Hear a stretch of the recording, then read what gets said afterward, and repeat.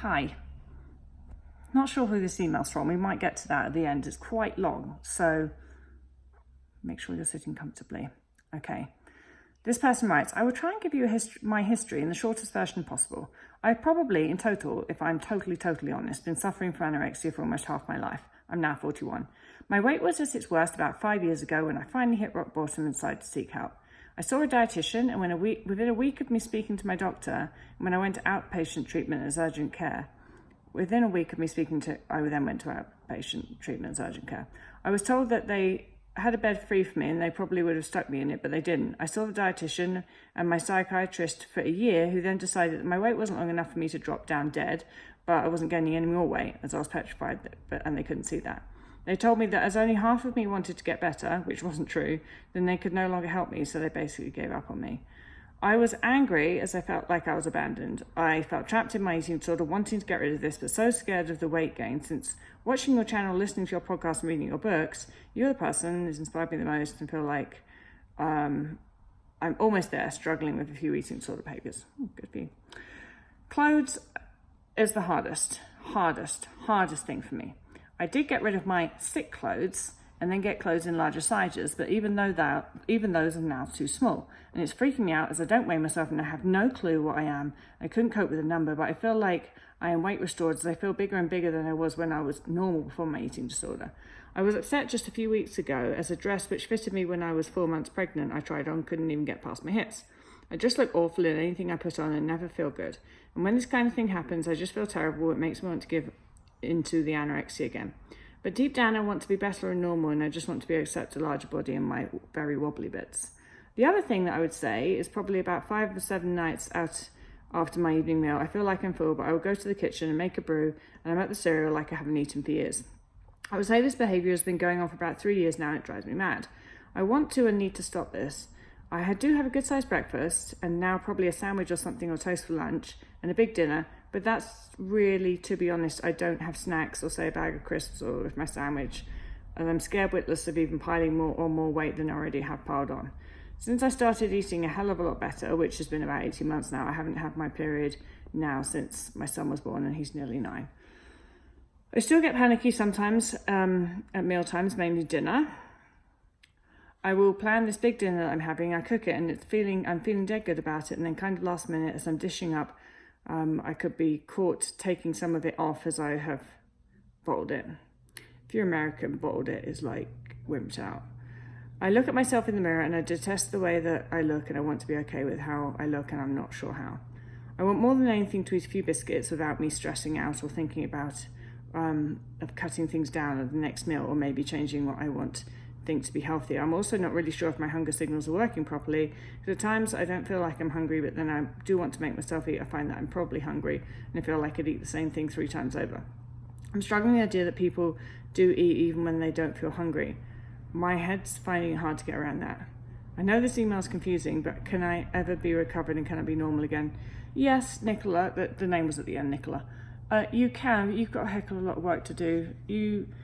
You know, all that's happened, it sounds to me like you've gained some weight, fabulous, but you haven't done any neural rewiring, and I can tell that even by the way that you talk about your own weight gain. So you say you've piled on weight, and you know, like you've put on masses and masses of weight, and you're talking like that, and honestly I bet that's actually not true at all.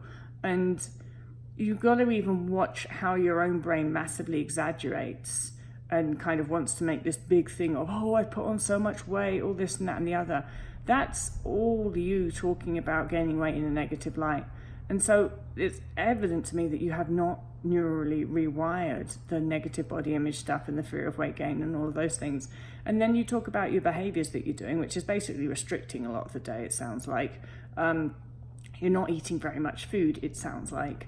And so then of course, because you're still acting as if you don't want to gain weight, and you're still acting as if weight gain is a bad thing, it's no wonder that your brain has not got over this belief that weight gain is a bad thing.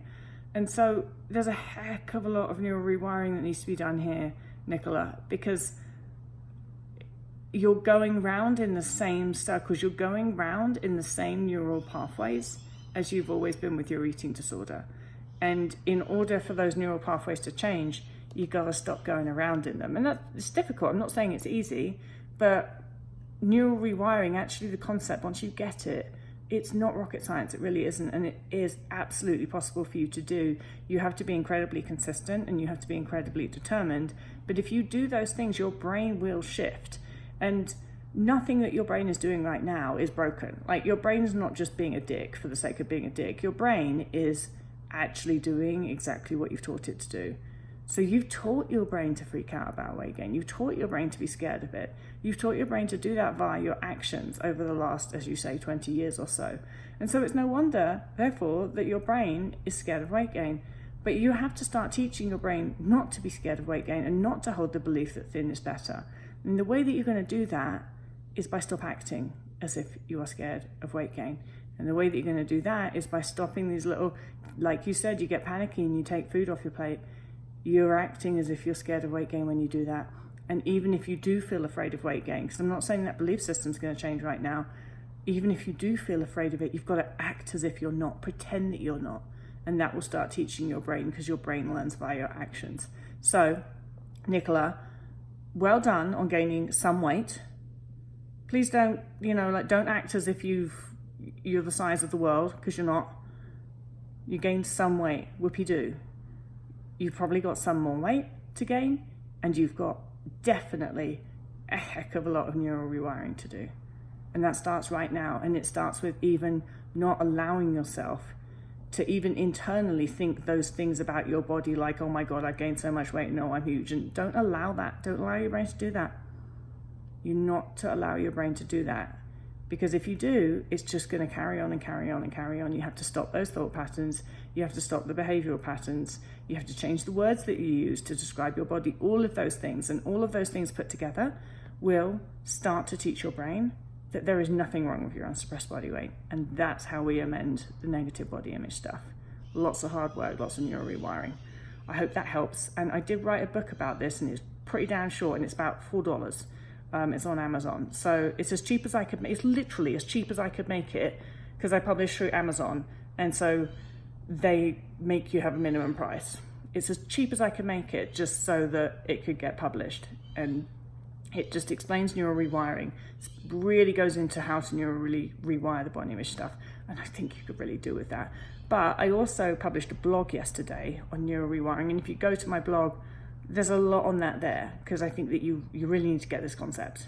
Hope that helps. Bye.